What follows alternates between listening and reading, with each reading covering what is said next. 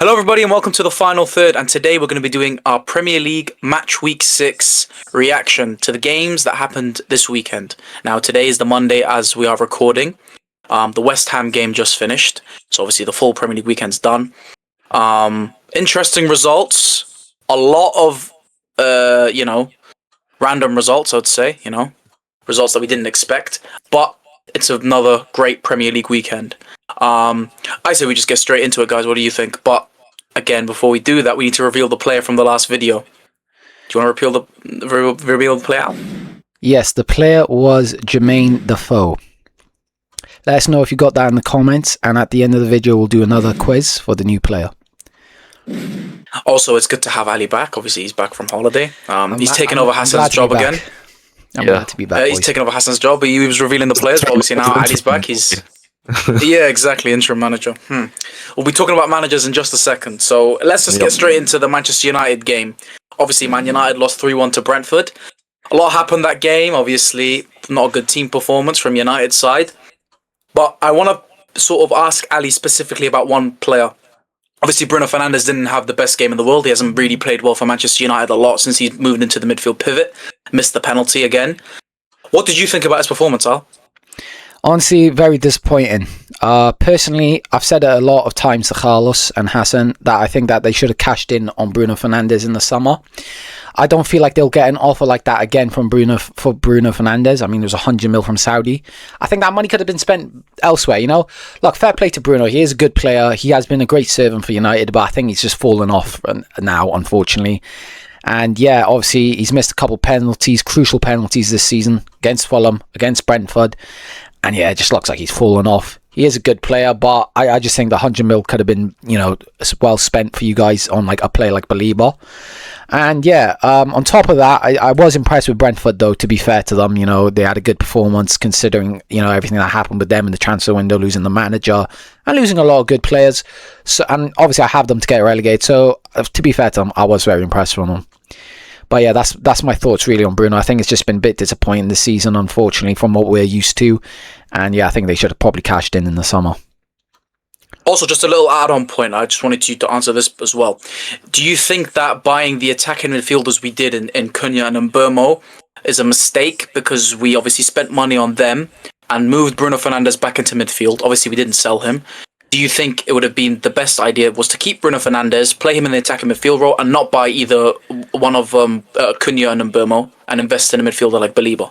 Yeah, like, to be fair, from what I've been told about you boys, obviously you are the United fans. You kept telling me he's not being played in his, position, which is fair enough, and it doesn't seem like he is.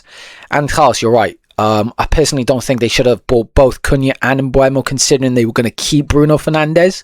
If you're keeping Bruno Fernandes, you may as well not buy one of the others and invest that money into the Belieber or CDM in general. So yeah, I think you're right in saying that they shouldn't have done that, and they should have not bought one of them, invested in a CDM, and kept Bruno in cam. Obviously we know everyone's been saying how Ruben Amorim hasn't played him in his position, and that's probably why we haven't seen the best of him, to be honest. So yeah, you're right about Bruno. It's not been an easy situation. He's been not playing in position. But Hassan, do you think that is on Ruben Amorim? And obviously a lot of the fans are really and truly well in Amorim, Amorim out. Do you agree with them? And is there a potential replacement you'd want to look at? To be fair, it is a good question. But I think that obviously when you're a United fan for this long, you know that the issues lie deeper than just the manager. Obviously, looking at all the previous managers, it's always been that the culture at the club has not been great.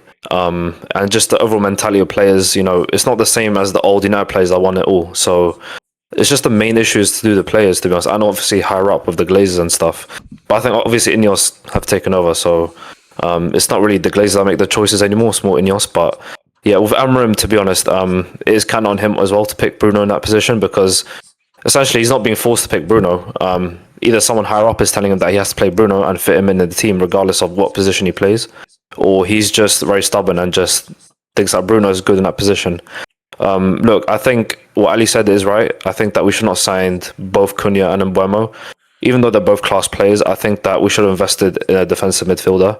But yeah, it's just you can't really blame Bruno. He's been our best player since he joined, and he's just being played out of position. So obviously you can't really expect him to be at his best when he's being played out of his position. But yeah, Amorim, yeah, there's a lot of pressure on him right now. He has a very terrible form right now. Possibly the worst manager we've had in a very long time. So it's just, yeah, not looking good for him. Look, I can't blame the manager, but it's like when you put in players like Bruno in that position and he's costing us the game every single week, then it's got to be on him at a certain point. You know what I mean? Like, you can't make excuses for managers. And he should know more than us. You know, we're United fans. We're not exactly philosophical coaches. You know what I mean? It's like they should know better than us. But when we look at their game, we know exactly what Bruno's doing and what mistakes he's causing in the game, and also the fact that he's not playing Kobe Manu and stuff enough. Look, I know he gave away the third goal in that game, but he's not playing him often, so obviously he's not going to be comfortable on the ball. So he needs to play more in order for him to, be playing well in that position. And I just think he'll do a better job than Bruno if he was playing every week. But yeah, no, it is getting tough on Amorim, and yeah, I think he only has until Christmas to prove to himself that he can be the manager of Manchester United. Because yeah, I think everyone's growing less patient of him, and it's only a matter of time. I think that obviously Ineos have to back him because they bought him in mid-season last season, so they can't just sack him off straight because it looked bad on them because they had to sack Ten Hag literally like a few weeks into the new season. So they need to be careful of what they do and give the manager time, but not too much time, because I think Amorim might not be the right guy, and staying with the wrong person for that long is just not going to be good for the club. So yeah, that's what I think. What about you, Carlos? What is your opinion on that? Well, I mean, the manager situation is just it's long because every single time there's a new manager, we always want to sack him. It always gets to that point, whether because some United fans, they understand it's gonna not really necessarily the manager's fault, because if it was the manager's fault specifically, then it would be a kind of a rare thing. But it keeps on happening. Every single manager after 2 years, I mean, even earlier now with Ruben Amorim, it seems like the relationship's just fallen off, and it even seems like Ruben Amorim's not trying anymore. And you don't want a single manager that doesn't try. Listen, I want the guy to succeed. I really do. But if he keeps on going the way he is, he's gonna have to go. He's gonna have to go because he's being very stubborn with his picks. Bruno Fernandes in the midfield. Why are you playing him there? If you want to play Bruno Fernandes and Cunha and Mbeumo, at least change your system a little bit. I don't know, change your formation. I know he's a very stubborn manager when it comes to that. So, listen, if he's not able to change at least something with the team, either play Kobe Manu, drop Bruno Fernandes, he's sacking himself. And in the end of the day, well, I think by the end of it, we will be Amorim out. Do you know what I mean? But let's move on from that. I would say the ownership situation for me is the most important part, because that's where it starts. When you have the Glazers, and obviously Ineos have come in, they haven't really done a great job. They've backed the manager, I would say, but they sacked Ten Hag within the first couple of weeks of the season. Ruben Amorim's been here for less than a year, and we want to sack him.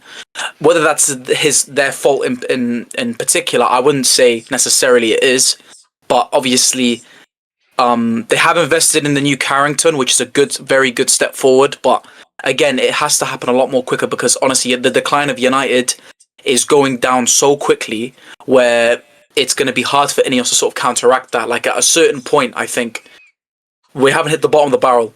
And I think Ineos really do need to make the correct move. Now, if they sack Amorim, they need to obviously pay Amorim off, buy in a new manager, and they probably need to back him in January and get him the players he wants, which again, more money. It's not our money as fans, but it's going to be expensive. That's why you bring in as well, because the manager market is tough right now. You do have That's what I'm saying. I mean, listen, we bought Ruben Amorim from Sporting. We paid a fee to get him out, and obviously we paid him his wage, and we're going to pay him off if we sack him, which is stupid. How much money have we spent on Ruben Amorim over the last year? It'll probably be 30 million plus on a manager, right? We go and buy, let's say, the Bournemouth manager or the Crystal Palace manager. These guys are good managers, but the point is will they come in and succeed? You can't guarantee that with any manager. You bring back Prime Fergie, I don't even know if that's going to help. Listen, Prime Fergie is a completely different manager, but bro, the club is in such a mess. I don't trust any manager to come in. Bring in Pep, bring in Klopp, bring in Mourinho, all of these guys in their prime, working together. I don't see it happening and working well. So listen, we could talk about United for ages, but for me, it's a complete mess. Us as fans have no control of it. We hope United could do well, but I just don't think that's going to happen anytime soon. So, yeah, let's just move on from the United side of things. The next game we'll be looking at was the Chelsea-Brighton game. Brighton won 3-1, and obviously we talked about Belieber earlier. You know, I think he played quite well against Chelsea, and obviously the last couple games and the inconsistencies kind of come along with Belieber's poor/inconsistent performances. What do you think of Belieber as a player, and do you think he's that influential to Brighton? Look, we know that position that he plays is such an important role in football, especially now in recent years. It's like shown how, like with teams that don't have a good player in that position, how much it affects them and how they play. So yeah, you're right. I think Belieber's very crucial to Brighton, and you know they had Caicedo before that, and he was very crucial for them. And obviously he's gone on to Chelsea. He's played amazing for Chelsea. And yeah, no, I think Belieber. If United were to bought Belieber, I think he would be a crucial player for them. But I'm sure Brighton are happy that they managed to keep him this season. They obviously didn't want to sell him. That's why they put a 100 mil price tag on him, because he's so important to them. And yeah, going into the game, talking about the game now, I think we're all a bit shocked. But should we be? Because fair play to Chelsea, we thought they had a great transfer window with the players that they signed. But now looking at some of the games that they've had this season, it's quite evident that maybe it wasn't as good as we thought. They clearly didn't invest in the defence or goalkeeper, and it's cost them in a couple of games so far. Obviously against United, Sanchez gets sent off, stupid, and now Chalobah got sent off against Brighton, and obviously that costs them as well because they were 1-0 up before that. So yeah, you know what I mean? Like, if I'm being honest, I don't want to say Chelsea have been disappointing, but we know how the Chelsea ownership acts. So I don't want to say Maresca's under the cosh, but we know how Chelsea can be, and the pressure of the fans as well. They love success. If the manager ain't succeeding, pressure's on. So wouldn't be surprised if Maresca could be heavily under under pressure by Christmas. But anyway, talking about Brighton though, fair play. They're starting to turn their season around a bit. I know it's only 6 games in, but another good win from them. Danny Welbeck showing a good form again. And yeah, he's a great player for them, and he's finally back in form a bit. So yeah, I think it's great for Brighton. Chelsea definitely needed to invest in some defence in the summer, and they didn't. So it's clearly affected them this game. Yeah, like you said, obviously both teams have their issues and good parts. Obviously Brighton with a good performance. Sorry about that, guys. There was a bit of a technical difficulty. My computer crashed, so I've had to move over to my phone. But it's all right. We move on straight away. I was making the point to Hassan. In terms of the Chelsea performance, obviously the last 2 games, a lack of discipline in the defense and the goalkeeper position cost them the games. Do you think they're going to go and regret the fact they didn't invest in those positions, and will it affect Enzo Maresca's position as the Chelsea manager? Yeah, like we said at the start of the transfer window, we said they need to invest a bit more in the defense. Obviously, they are a very young side in general, but the fact is, they bought new defenders that obviously still very young as well. So not bringing enough experience to a backline is going to cost you. And when you have a goalkeeper who's kind of shaky at times, not confident, you need a leader in goal, who knows what he's doing, commanding his box. And Sanchez is a bit reckless at times, especially against United. He got himself sent off within the first few minutes of the game.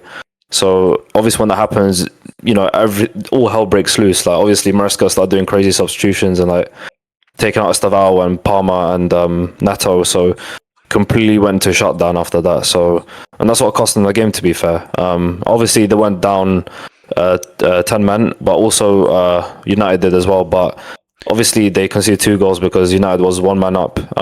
So yeah, without that red card, they definitely would have been 0-0. Potentially probably would have won the game as well. So yeah, it's a bit of a difficult situation for them. I think they will regret it at some point. But I think Maresca's job is not under pressure. I think that with the stuff that he's won from last season, obviously he's won the Conference League and the FIFA Club World Cup. I don't think his job is at any risk because we know what he can bring to the team. And he's just a great manager overall. I just think that Chelsea right now, just mentality right now not the best. I think they've broken. I don't know. Like it's just their heads are kind of gone. Like they've lost concentration. Like Chalobah's red card's a bit clumsy as well. So it's just not what you'd expect from Chelsea. From being Club World Cup winners to conceding red cards like that and just not having great performances. They've lost a big chances as well, to be fair, in the game. I think that they could have sealed the game if they were a bit more clinical, but I think Brighton obviously just took advantage of that red card situation and obviously punished them for that because they scored 2 late goals, I think. They did. So yeah, 2 above 90 minutes. So yeah, I think in that situation, that's where you want what you want to do. Like with a man down, like United did as well. They scored 2 goals from when Chelsea were 10 men. So yeah, it is unfortunate for them, but I think Chelsea just need to pick up the pieces and just do what they were doing at the start of the season. But yeah, that's what I think. What about you, Carlos? I'll be honest, I don't really want to add much to the points you guys covered the game quite well. So I'm just going to say one thing. Brighton looked dangerous as they did last season, and I think obviously Chelsea, they need to sort out defensively because even at the end they were trying to play out the back and that wasn't really working. And obviously that's where they, lost the game in the end of the day. So, not good from Chelsea, but a very good win for Brighton. But we'll move on to another game where you could probably say it's an upset, and that is Crystal Palace 2, Liverpool 1. Now, the Liverpool have been Liverpooled, if as people might say, conceding in the last minute. That's what they're known for doing. Even though they did equalize late, but then obviously Nketiah's in the room. It's, getting a winner for Crystal Palace and giving a bit of excitement to Arsenal fans. Listen, it's not a great performance at all from Liverpool. Again, they dominated the game, but in terms of obviously result, it's not good for them. Ali, did you think that Crystal Palace could pull a result like this off? And what does it mean for a potential title race with Arsenal now? Look, yeah, it's definitely made things spicy with the title race for sure. Obviously, now I think only a 2-point gap, is it, or 3? 2 point, is it? Yeah. So obviously that makes things good for us, maybe not for Liverpool, obviously, or good for Arsenal as well. Look, Crystal Palace, as we know, they're 18 games unbeaten, so we know they're a good team. Glasner's a great manager. Obviously, United, there's talks about that, maybe possibly going there. And to be honest, yeah, I do like Crystal Palace. I think, the fact that they kept Gahey in the transfer window was so important for them. Obviously, it was Liverpool that wanted him. Didn't get him in the end. And yeah, so it clearly showed in this game because we've talked about it before. Liverpool's defence has a problem, especially with Konate, if I'm being honest. But just in general, they're a bit shaky in the defence, which is crazy to say for Liverpool. And I think, to be honest, each of these games, like you said, they keep winning last minute. And I think it's just caught up to them now in this game, if you know what I mean. Like, the performances haven't really been there. You know what I mean? So I think those performances have just caught up with them this game. And to be honest, I think Liverpool have a couple... there's some disappointing performances from a couple of players that they spent big money on. Wirtz, who is now 007. A lot of people calling him a fraud. Might have to agree with them if I'm being honest. And Isaac got what he deserves, I think, for how he treated the Newcastle fans and how he treated Newcastle, trying to push his move. Not going to lie. Probably got what he deserves now. He's not performing the best so far. Obviously, it takes time. He's not completely match fit. But... I think the performances caught up to them in this game, and yeah, I think if the defense doesn't, pull themselves together, it's going to be a bit long for them. But I think it spices things up though for us, with the title race, which is nice. That's what we want. So yeah. I agree with what you say. Obviously, Ali did make the point about obviously the 2 big signings not really being effective. Obviously, Birds not getting a goal or an assist in his first 7 games. We saw players that used to play for United that got absolutely rinsed for it. And obviously, it became a trend after that point. Hassan, obviously, Isak came in for Ekitike, who wasn't available. And obviously, Wirtz as well, not performing at the level probably Liverpool had paid for. Do you think that these players could potentially be a waste of money? Yeah, it's a very controversial question, to be fair. Look, I think Isak, obviously, when you come in for a big fee like that, you're expected to come in with big performances and play well straight away off the bat. But I think, of course, he didn't really have a pre-season because obviously he was training away from Newcastle, obviously trying to push the deal with Liverpool. And Vert's just, I mean, he's had a pre-season with Liverpool, so you can't really make excuses for him.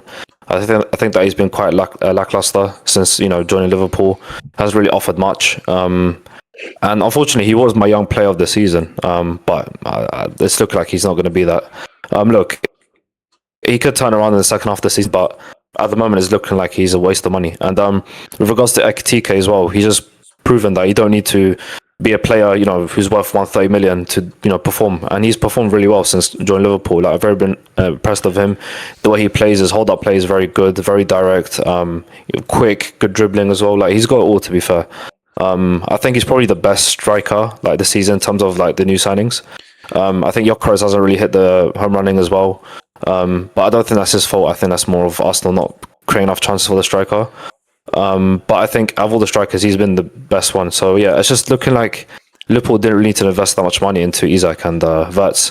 They could have probably invested in defence early on in the season. But obviously, I think the new signing, the defender, forgot his name. I think it's like Leone or something. Yeah. He got an ACL injury, so it's quite unfortunate, But I feel like they need to sign more than one defender in that transfer window because Van Dijk is getting on age. Konate's not been the best. But yeah, I think even in that game, I think Frimpong was one of the players that were criticised by Arne Slot because he missed his man for when Nketiah scored the goal. He just completely left the back post open. So yeah, it's just you gotta be careful when you're playing for a team like Liverpool. A team that likes to press up high and be very attacking. You need to have good defenders for that system as well. So yeah, I think Liverpool didn't invest right in the defense, and I think they invested too much in the attack. But yeah, I just think they might turn out to be good signings, but at the moment it looks like a waste of money. So yeah, that's my thoughts. What about you, Carlos? I mean, I'm going to just put a little quick point as I did with the last game. I think the one thing is, I think Isak is just going to be a bit seen as a waste of money, and at the current moment, I agree with that.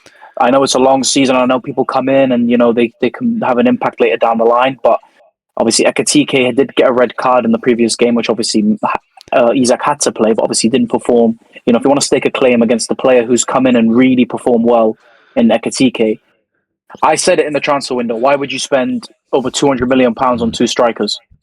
Buy one and bring in another player that can either learn or be a more experienced player that can benefit Ekitike and help him grow. Not go and buy Isak and then try and, dissettle Ekitike, who's already, on fire. Yeah. Obviously, we'll have to see what happens with Isak, but obviously if it's going to be between them two, it's not a bad headache to have. But at the moment, Isak is obviously not living anywhere near the price tag, obviously being the most expensive player in Premier League history. Let's move on from the Liverpool game. I think we spent quite a bit of time on that. The next game was Leeds and Bournemouth. It finished 2-2. Now, I'm pretty sure most of us predicted Bournemouth to win, whether that was convincingly, whether that was, we didn't expect Leeds to go and get a result. Obviously, a very, very interesting game. What did you guys think of it? Yeah, I'm not gonna lie. In terms of predictions, we had an absolute stinker this week. And to be honest, I'm starting to feel like should we just give up at this point? But I think that just shows how good the Premier League's already been so far. It's just interesting games. Some a bit boring, like this one. I think Bournemouth will be happier than Leeds because they got a late minute equaliser in the 93rd minute. So I'm sure they'll be happier with the result than Leeds.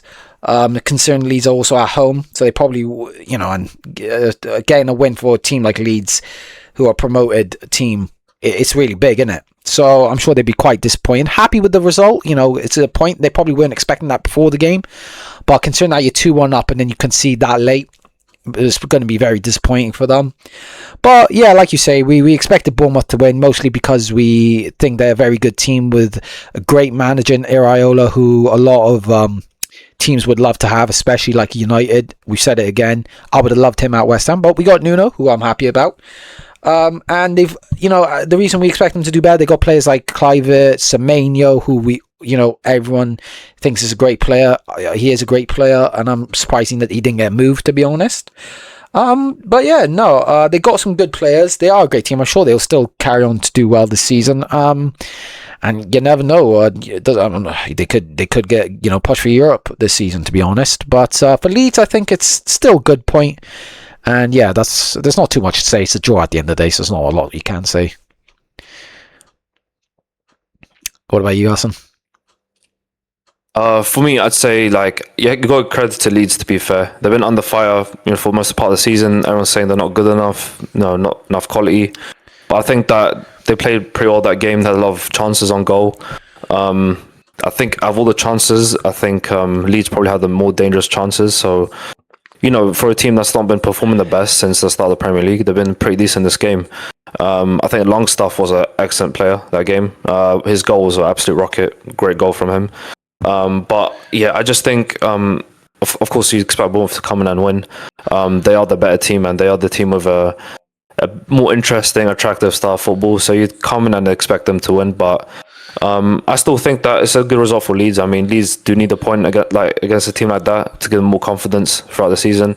And Leeds will take it as a win, even though they conceded late on, which is unfortunate for them. But I think it's still a good point, hard-fought win for them. I mean, draw for them. But I think for Bournemouth, they'll be a bit disappointed, obviously. I mean, it was looking like a loss for them until they got that equaliser, so they'll take it. But I think, yeah, it's just not really much to say about the game other than Leeds outperformed, more than what we expected. So, yeah, that's what I got to say, to be fair.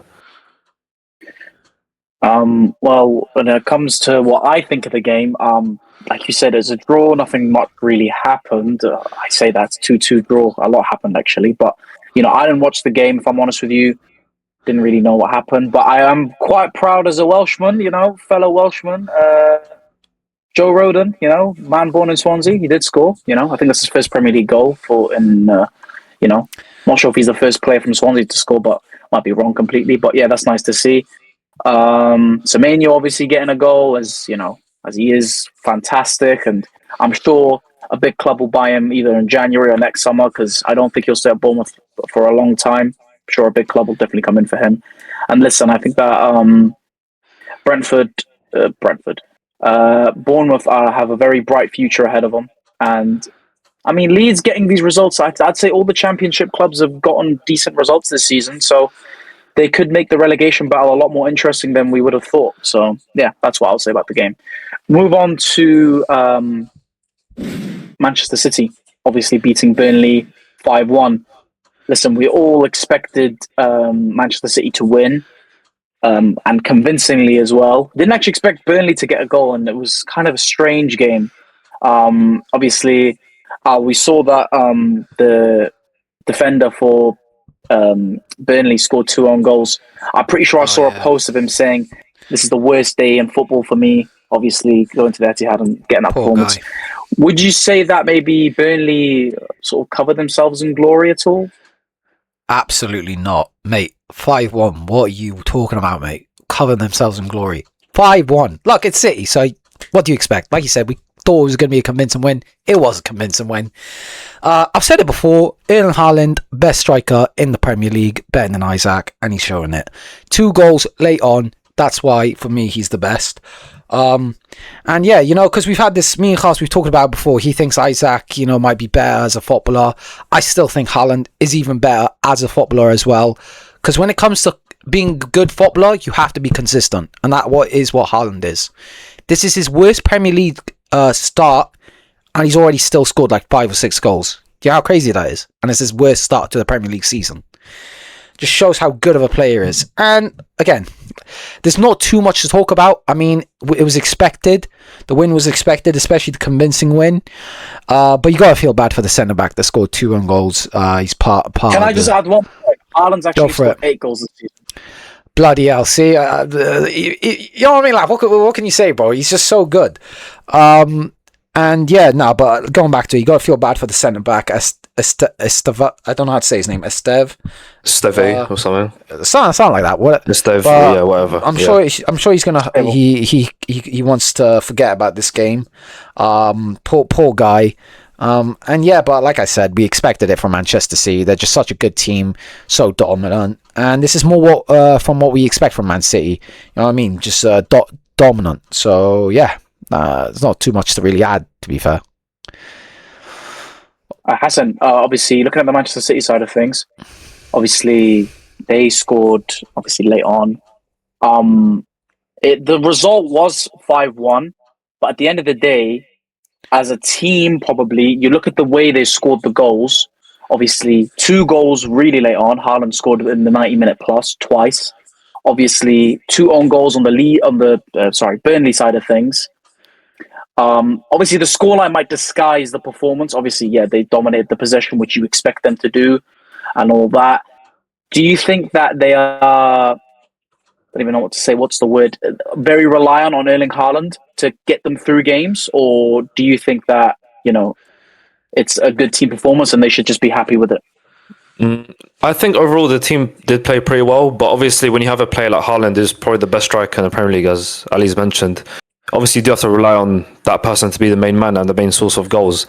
I mean, he has been that person for City, and they've won the league with him and also the Champions League. So yeah, I mean, he's proven to be the main man at Man City. Look, I feel like obviously you can't rely on one person the whole time to be scoring the goals, but obviously you do have a team behind him as well that is creating the chances for him in order to score. Because a striker doesn't just rely on himself to score goals. He needs a team to function well and also feed them those passes. I think Doku is a big part of that. I think Doku's had a good start to the season. He's been pretty good ever since he's played well against us. He's looking like he's a good player now. So yeah, I don't know what's with that, but yeah, it's just I think Foden as well is coming in, playing better as well. We know Foden's had a bit of a fall off from last season, but I think he's integrated well into the team. And yeah, they played decently. I wouldn't say it's the best City performance ever, but I think when you have a player like Haaland, he just finds a way to score goals. You know what I mean? Like Ali said, a top player like him always finds ways to have good performances and score goals, and that's what you want from a player like Haaland. Just to, even in a bad performance, he gives you a goal or two, and that can really make a difference in the match. And yeah, that's what I think. I don't know what your thoughts about the game, Carlos. What do you think? I mean, like you said, the result's very convincing. There's not really much to add, is there? It's just what we expect from Man City. Obviously, looking at the Arsenal game, the way they played in that game, they were just really defensive.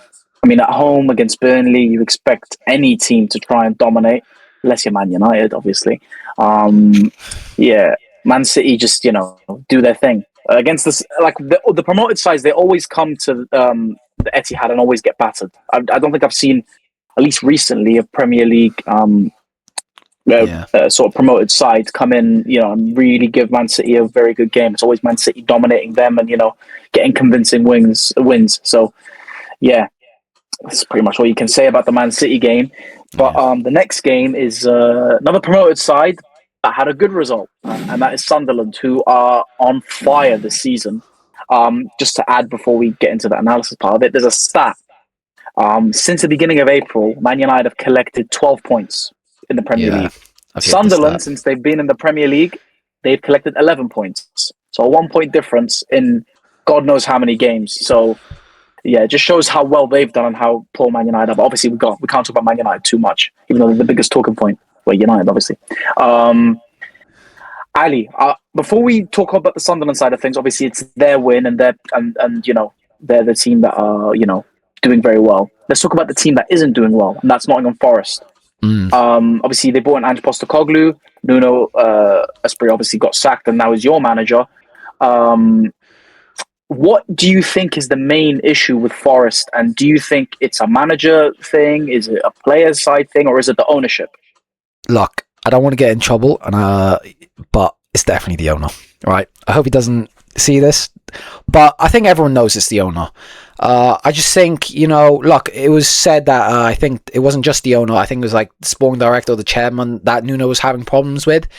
And it just didn't need to be made public, end up being made public, caused a whole thing. And that's why obviously Nuno ended up getting sacked. And I've said it, I think it will be their downfall, unfortunately. And it's kind of shown in results like this and previous results recently. They haven't won a game. They've been awful. And came in, and I said I didn't think he'd be good for them, to be honest. And it's hard when it's, you have to come in and it's not your players, and you're trying to play a style of football that's completely different to what they're used to. But it's just, I think this is all on the ownership, in my opinion. I get you have problems with the manager, but when the manager's performing so well for you, they were a team that only just got promoted, and then they stayed in the league, and then this manager's brought you to European football for the first time in God knows how long for this club, and because you have problems, you sack him. Look, that's football at the end of the day, and you can't, Nuno can't, you can't be having problems, or with the chairman and the owner. You're always going to get sacked if you do. That's just what happens in football, and again, like I said, I think they'll be the downfall of Nottingham Forest, the owner.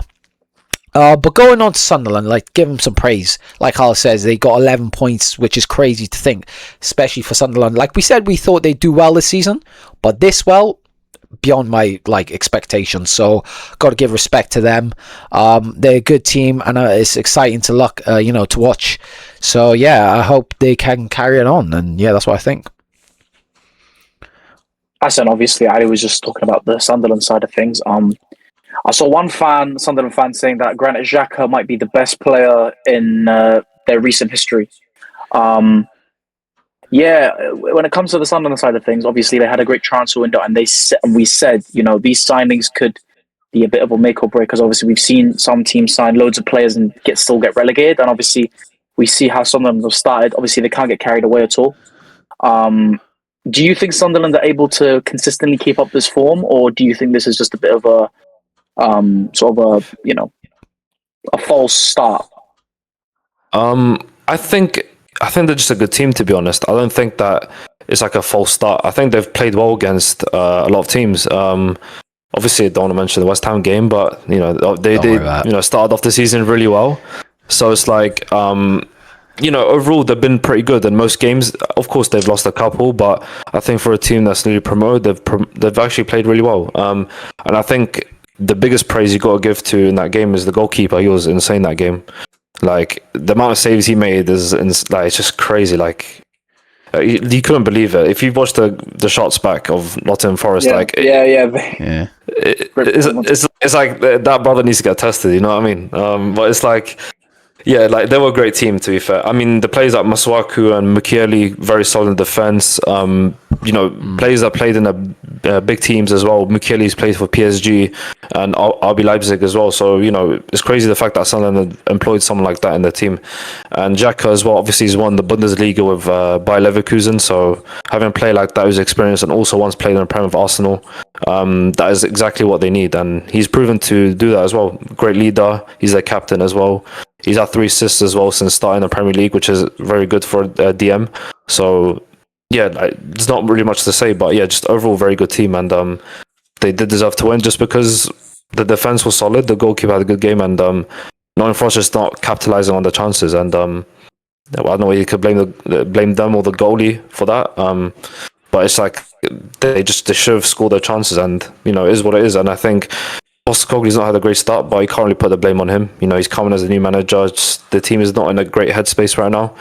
They got to I think they probably need an international break or something just to, ease off a little bit and, get their heads sorted out before they can start playing more games. But credit to Sunderland and great game from them. Yeah, agreed. Again, Sunderland, like we said, they're on fantastic form, and obviously we talk about midfields and how important they are for every single team. Having a player like Granit Xhaka with the experience he brings, obviously Sunderland are very grateful he came in, and you can clearly see that he's made a massive impact to them. And I really do think if they didn't sign Granit Xhaka, then they wouldn't be where they are. But credit to Sunderland and the goalkeeper as well, who's had 2 insane games in a row, the game against Crystal Palace as well. So, and Forest just don't look at it at all. And we'll have to wait and see. Obviously they got Europe as well. Now, could they be in the conversation for potential relegation? Who knows? It could be that kind of a season. Anything could happen, what I mean? The promoted sides are doing well, and the European sides are doing very, very poor. So, we'll have to wait and see. But we'll move on to the next game, and the next game after that is Tottenham Hotspur versus Wolves. Now, obviously, we're just talking about teams, sort of, pushing above their weight. And obviously, Wolves got a very good result at Tottenham. They've had a very bad start to the season. I'm pretty sure they'd lost all their games before this result. Very, very close to getting a win. Obviously, Joao Painha. I've been a lot of last-minute winners and a lot of last-minute goals, scoring the 94th minute to get them a result. At the end of the day, it was a very even game. Al, what did you think in the terms of the Tottenham side of things? Because because obviously you predicted that Thomas Frank would be the manager to watch for this season. Did you expect more in this game? Obviously, Wolves, a team that are in bad form at home. Of course, 100%. Of course, you expect more from Tottenham. They got a great side. Thomas Frank's a great manager, and he still is my manager to watch, and I think he's still been great so far. And look, results like these happen in the league, in the season, you know what I mean? And I think Tottenham will be happier than Wolves, if I'm being honest, because it was a late-minute equaliser, you know what I mean? So I think Wolves will be a bit sad they couldn't get the win over the line. But, still, credit to them. It's a great result for them, considering they haven't won a game so far this season or even got a draw. I don't think they got a draw. They might have got a draw. But anyway, they haven't won a game. You know what I mean? This is their first result. Is it? Fair enough. So, like I say, it's still a great result for them, even though they'd still be disappointed that they conceded that last-minute goal. And yeah, it's funny because as we saw Painha with the celebrations and how happy he was in the match after the game, the interview, he was like, saying how he's not happy about it and this and that. But it's probably because, they know how good they are as a team and they expect way more from themselves. And I'm sure Thomas Frank would have expected more. But like, there's not too much to say because it was a draw and it was such an even game. But like, it's just disappointing for Tottenham, but a great result for Wolves. And yeah, I'm sure Tottenham will carry on to do well. It's just, it's one of them results. It happens in the season, and it just happened to be against Wolves. But yeah, what about you, Hassan? What do you think? I think that this is a game that Tottenham should have won. Obviously, being at home, a team that's obviously doing relatively well. Better than Wolves. Obviously, before this game, they had 0 points. So yeah, it's just you'd expect Tottenham to win this game and get a good result, but obviously they didn't do that, and they had to rely on a last-minute winner or equaliser to get a point. So it's not great at all from them. I think Tottenham at home has been pretty poor. I think away they've been pretty good, actually. They've had a good away record, but when it comes to playing at home, they've lost to Bournemouth, they've lost to Wolves. I mean, they drew against Wolves. So just not great set of results, to be fair. Look, Thomas Frank is a good manager. I don't think it's on him particularly. I think the players, obviously some new signings in there, they got to adapt to style of football. Maybe they're not used to his style of football. But I think that, Tottenham just looked a bit flat-footed in that game. Not enough, you need to see more creation in that game from Tottenham side of things. I think Wolves actually didn't play too bad. They had a bit of possession as well, which you wouldn't expect from Wolves, counter-attacking side, a side not really known to keep the ball for too long. And credit to them, to be fair, for getting a draw, because before coming to this game you'd expect them to lose, but yeah, just as a Tottenham fan you'd be quite disappointed, like against the side is literally 20th in the league, you'd expect to win, but is what it is football, and this is what we like to see in the Premier League, just underdogs getting results, and that's why we like this league. But yeah, what about you, Khas? What do you think? I would say it's a fair result at the end of the day. A draw is a very fair result. Obviously, Wolves definitely heartbroken. They didn't get the win over the line, obviously being 1-0 up for the majority of the game, for the majority of the second half. It's kind of heartbreaking for them, obviously, not having a win. And they did need a result, which again, they did get, but a win would have been way more beneficial for them. But yeah, like you said, I think Joao Painha's been a very clutch player for Tottenham, scored a lot of important goals, get one against Man City, scored that bicycle kick the other day as well. Obviously, he scored the last minute equaliser now. Listen, when you have players that have played for, Bayern, who are a winning club, he's probably gained that mentality. It's probably I'd probably say Tottenham's best signing. I know Xavi Simons is a good player, but I think this could be their most important signing because, like I said, the mentality of having a winner in your team. Obviously, he's won the Nations League with Portugal as well. Great, very, very smart signing by them, and I hear they're probably going to activate that buy option sooner rather than later. So, that's that game. Like you said, not really much happened in that game, but, good result for Wolves. Moving on to the next game, and that was Aston Villa versus Fulham. Now, none of us predicted Aston Villa winning. Obviously, they had a very terrible start to the season. But they got a 3-1 win, which, great for them. Great result to kickstart their season. Obviously, sooner, it's late, but, sooner rather than later, you know what I mean? But at the end of the day, the win's there. Ali, I want to ask you about Ollie Watkins. Now, obviously, he's not had a lot of service as the striker for Aston Villa. We talked about teams like Manchester City creating chances for their striker, obviously, Haaland, scoring a lot of goals. Do you think it's on, let's say, potentially the team, or what do you think about the Aston Villa side? Yeah, no, it has to be on the team. Look, this is a team sport, so you can't blame one man. You know what I mean? Yes, you got players that can carry a team, but at the end of the day, it still is a team sport. And as much as, obviously, you'd hope for a bit more from him, Ollie Watkins, at the end of the day, he just hasn't had the service. Obviously, Aston Villa have been absolutely shocking so far this season for the expectations that they have. But look, it's a great win for them. Obviously, the one time I predict them to lose, they win. That's just my luck. But to be fair, they got a convincing win, which is it's good for them. And I'm sure they're very happy with that. Hopefully, he turns around their seasons now, because they are a good team. They got a great manager. But look, it's clear that their transfer window is probably what has affected them so far. They didn't sign anyone really, so that doesn't help. We know, as good as a team as they are, you still need to make certain signings.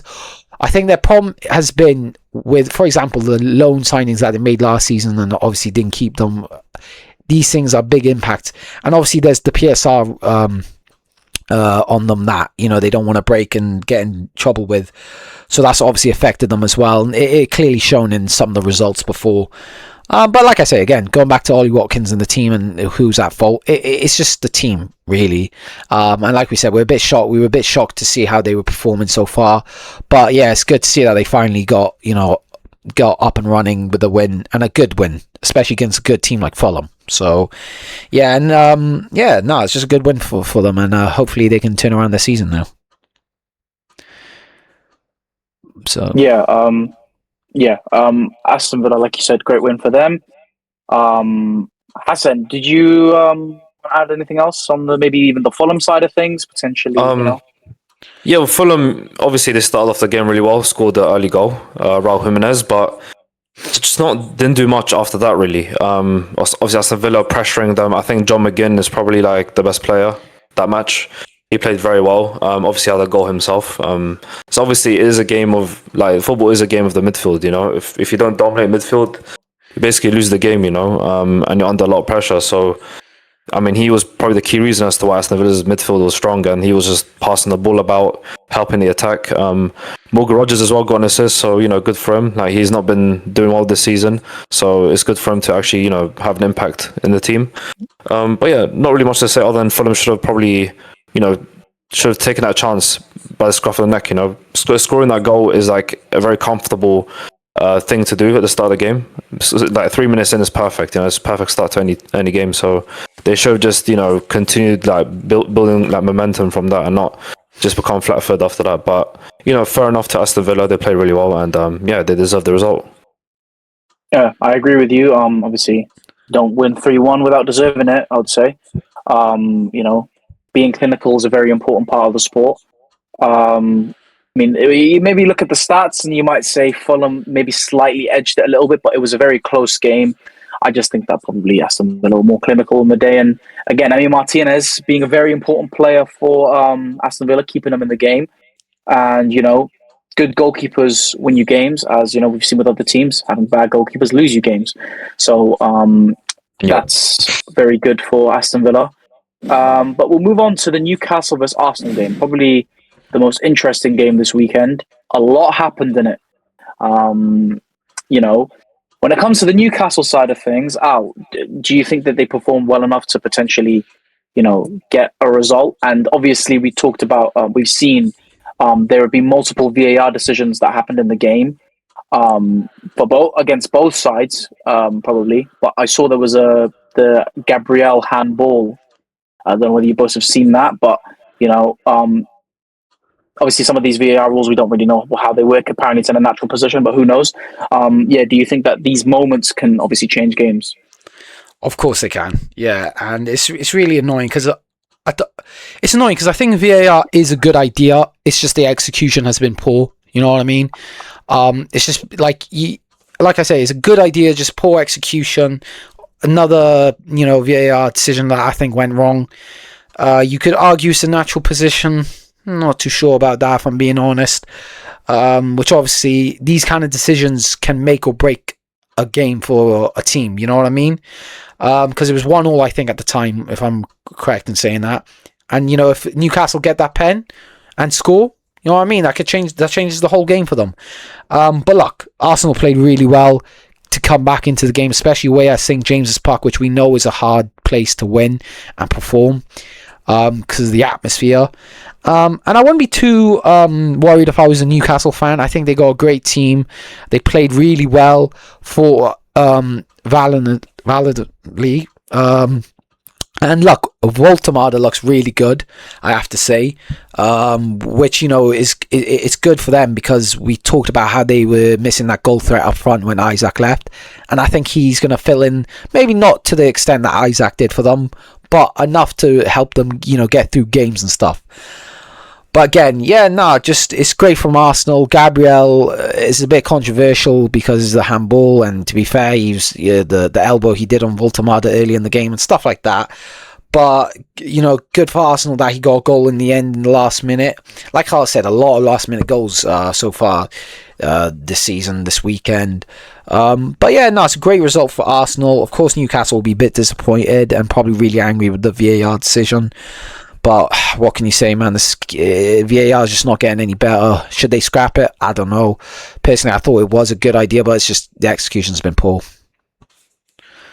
I agree with you. I think that the officiating in this league is terrible, both refereeing, VAR, even the linesman. I think the whole system itself is completely poor, and it needs to either be, I think it's a bit cliche, but I think you look at in the Champions League and stuff, the VAR works really well, like especially with offsides. It's quick, it's rapid, it's automated. It works really well. But when it comes to the Premier League, it feels like they have to I don't know if they still draw the lines and all that, but it takes a while for them to decide if it's an offside, a red card, and all these decisions really do affect teams and games. But we'll move on from the VAR side of things. Hassan, obviously Arsenal getting the very important win, last minute, Gabriel clutching up for them. Could this be a major topic now in the title race? Because obviously they've cut the gap down to 2 points now. Yeah, of course. Yeah, now they're only 2 points down from Liverpool, and I think this will give them a great confidence boost. I think they played really well. Look, they did get a few decisions their way, but I think it doesn't take away from their performance. They had the fair share of possession. They had a lot of chances on goal. I don't think Newcastle played particularly well. They only had that one chance from Voltemada, pretty much. That was the only clear-cut chance. I think Newcastle, as a team that's playing at home, obviously St James's Park, we know has a good atmosphere and everything, so they should obviously build on that and use that as motivation to do well. And they didn't do enough, Newcastle, and I think Arsenal just completely dominated them in midfield, especially. I think Rice had a great game. Zubimendi as well, we know him as a class player. We know Newcastle's got very physical, good midfield as well, but I think Arsenal just have more quality when it comes to midfield. Just better players in general. Rice, we know him, he's very physical as well as a very technical player. Arsenal, I think, at the start of the season, we knew that there would be a team competing for the title. Now the gap is only 2 points now, and Crystal Palace is only 1 point behind, so it's looked like a 3-horse race, But I think that Crystal Palace will obviously fall off some point in the season. I don't think they have the squad depth like Arsenal or Liverpool to be performing well every single week.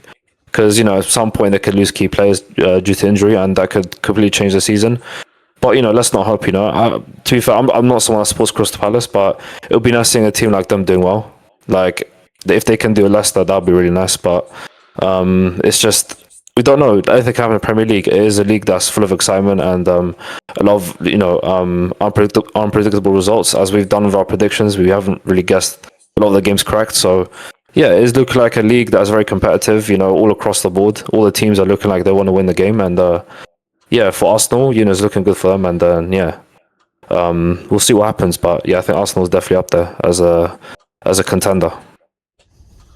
Agreed. Yeah, Arsenal. Listen, we talked about how they could potentially, because at home they perform really well and get big results, and convincing at home. They really need to focus on their away record in terms of. I mean, Newcastle. They're obviously not one of the big six Premier League sides, but they are a very dangerous team. They are in Champions League. They have a good squad. Like we said, their midfield's one of the most competitive in the league. Going to Newcastle away and getting a result is obviously very, very good. I mean, Newcastle haven't really. I mean, they also lost to Liverpool in the last minute as well, which kind of breaks their hearts and is not very good on the Newcastle side. But again, Arsenal. If they continue to get results late on like this, up obviously on top of winning some of their games convincingly too, that is what builds a good title winning side. Being able to win games convincingly, but when you're not playing very well, you're not taking your chances, you have players that can come on and really make a difference and get you wins. So obviously, great result for Arsenal, and Newcastle probably deserved more of a result. And obviously, we talked about VAR. Not very good at all. We'll move on to the last game. Obviously, the game that just finished earlier today. Everton versus West Ham. There is no better place to start than with Al, and obviously we'll let you talk about the West Ham side of things. The main thing that we talked about before on the Graham Potter was the midfield. Now, we obviously, first time we've seen Fernandes and Magassa in the midfield. You've obviously wanted to see that for a while because of the Souček and Ward-Prowse experiment not working and backfiring in a massive way. What did you think of the new midfield too, and do you think that it can be your midfield going forward? No, 100%. Yeah, screw Ward-Prowse. I never want to see that guy in this kit ever again. He's a fraud. He's awful. Same with Souček. Thing is with Souček, he can come and clutch up sometimes. But unfortunately his age has got to him and he's just too slow. Unfortunately, he sometimes he gets a goal, but apart from that he doesn't really offer anything else and just screws us over, unfortunately. And Ward-Prowse, yeah, I don't know, I think him and Graham Potter had a thing going because I don't know why the hell he was starting every game. And I don't want to be too harsh on Graham Potter because I also don't think he was backed enough. But I don't want to really say I'm happy to see him go because you never really want to see a manager get sacked, but he had to go. And I'm happy we made the right decision bringing in Nuno. Obviously, we drew the game, which I think is a good result considering how good Everton are, and they did play really well, especially Grealish and Dewsbury Hall. But a position, an area of the pitch that we're still really dreadful in is the centre-backs. Not necessarily the whole defence, but the centre-backs specifically. I swear to God, man, we could have had 2 cardboard cutouts there and it would have made no difference. But Mavropanos, how is he a professional? What the hell? This guy could not win a ball in the air if his life depended on it. I swear to God, it was so bad. It was bro, I was so stressed the whole time. I was watching the game and I'm just thinking every time the ball was in the air, I was like, yeah, no, we are so cooked. But thank God we got through and managed to get a point. Bowen just showing why he's our most important player, getting that goal, great finish. And a player that I'm sad to see not performing well is Füllkrug. Look, to be fair, he didn't probably get the chances that he wanted, especially considering the kind of player that he is. He's a tall player, a player that likes to get on to the end of crosses. So there weren't too many crosses, unfortunately, for him. And I think that's what Nuno was trying to get the players to do, and we didn't do it too much. But a draw at the end of the day is still a great result for us. Very happy. But look, if we do not get centre-backs in the January transfer window, we are cooked. Also, I hope the protests carry on against the ownership because they are goddamn awful. These boys know how bad an ownership can be and how much it can affect the club. So, yeah, I don't want to carry on talking about it, but I'll let you guys carry on talking as well. What do you think about the game? So, yeah. But just to give Hassan a little bit of context of the game, obviously Everton is at home, and obviously West Ham are a team that aren't really in form and not really doing, well. Obviously, it is a new manager bounce, you could say. I mean, it's not a win or anything. did you think that Everton sort of didn't perform well enough in terms of they should have taken their chances more because they had more shots on target and probably better possession? Do you think they should have got the win in this game?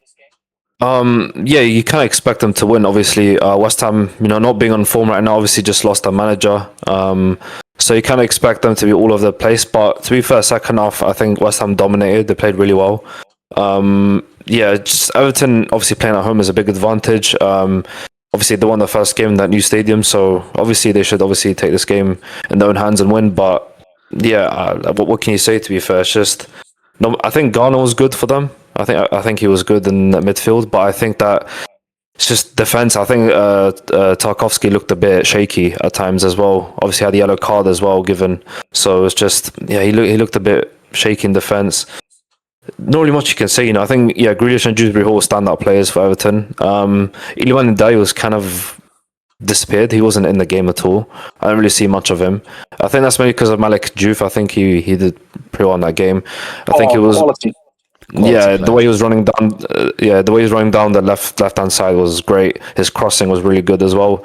Obviously, he didn't get the assist, but he was the main reason why they got the goal. Obviously, I don't know who headed it. I think it was Keane or Tarkovsky, but obviously Bowen got end of it and scored.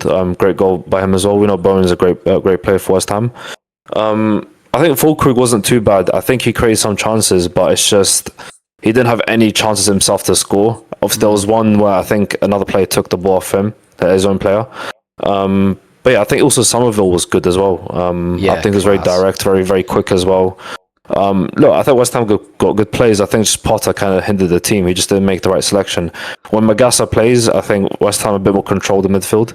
Obviously, he's not the best player ever. I think he needs more time as well. He hasn't really started the Premier League game yet, so this was his first start, I think, for West Ham. So I think if he gets more games on the his belt, then he could definitely be a key player for them.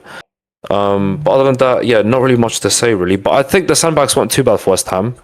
I think. Maybe Ali's a bit exaggerating, but I think Mavropanos wasn't too bad. Obviously, they both got yellows, so I think a bit. I mean, at the end of the day, it's 1-1. You know what I mean? Like they did the job. I mean, they didn't concede more than one goal, so it's not horrific by them. I do think in the future, obviously, they do need to invest in the defense. I don't think it's like me giving them credit for one game is enough. Obviously, they need to perform week in week out. But yeah, I think one or two centre backs in January transfer window will be good for West Ham. But yeah, good performance by them, and I think they deserved maybe more than a point because I think second half they dominated Everton. I think Everton towards the end, 90 minutes, they started playing well, but I think they didn't do enough to win. So yeah, I think good result for West Ham, I'd say. Everton will probably be a bit disappointed, but yeah, that's what I thought. What you guys? Anything to add? I just wanted to add points on two more players about West Ham. Obviously, Tejas Fernandez looks very, very good for West Ham. He looks very silky smooth, for a young player, very, very good. Actually, I'll talk about three players. Magassa, I was very impressed with him. I thought for a player to be so young, to come from the French league, have the pressure of, Souček and Ward-Prowse, and obviously West Ham fans banging on about the midfield. Obviously, Al being a big example of that. To come in and sort of be as calm on the ball as he was. Listen, there were some times where he gave the ball away, sometimes where he dribbled too much, but he looks bright. He looks like he can, sort of control a game, and it might take some time. But I feel like you have a very bright player there in Magassa. I think he can be a very bright player for you guys. And another player, the final player that I'm going to talk about is Paqueta. I thought he was quite poor, if I'm honest with you. I don't really think he was that good. I agree. Very selfish. Passing wasn't good. I think he was the player that took the shot off Fulkrug, if I'm not mistaken. I might be wrong, but it could have been Gahirme, I think it was. Was it Gahirme? I'm not sure. I don't want to put any blame on a certain player, but listen, for Paqueta being probably, one of their star men, he didn't perform well at all. And obviously, you need a player like that to perform and even make chances for, Fulkrug and all that. But so at the end of the day, listen, it's a good result for West Ham, and players can have bad games, so not the end of the world, and probably a very good result for West Ham, and they definitely take it. But that is it for this weekend. Another very good weekend. Probably more crazy results that we didn't expect than ever. Obviously, a lot of big sides losing. But that is it. Before we finish the video, we need to end it on the quiz. So since Al's back, he'll take over that part. Al, do you want to talk about the quiz? Yes. So the first fact is his managerial career has taken him abroad, including stints in India with East Bengal FC and Australia with Brisbane Roar. The second fact, he was part of the Spice Boys era at Liverpool, infamous for their white suits at the 1996 FA Cup final. Third fact, in 2001, he scored in both the League Cup final and the FA Cup final, helping Liverpool complete their famous cup treble under Gerard Houllier. Fourth fact, he briefly played in Australia's A-League for North Queensland Fury and Perth Glory before retiring. Fifth and final fact, he once received a UEFA Fair Play Award in 1997 after admitting to the referee that David Seaman hadn't fouled him in a match against Arsenal, even though a penalty was awarded. Let us know in the comments if you know who that is, and we will reveal the play in the next video. Thank you very much for coming in. Just before we end the video, again, we just wanted to pop up the leaderboard. So that leaderboard will be around here. You know, I don't actually know what the positioning is, but again, it seems quite close. You know, obviously the results aren't going our way really, but like we said, we probably want it to be like that, so it's a more interesting season. But yeah, that's the point side of things out of the way. Thank you guys for coming in. We really appreciate it. If you want to get involved with the videos, if you want to talk about any discussion points you think that should be discussed maybe in the next video, please leave that in the comments below. Get involved in the predictions, get involved with the quiz. But again, thank you very much. Please leave a like, subscribe, turn on your notification bell so you get notified when we upload videos, and we will see you on the next one. Take care, guys. See ya. Peace.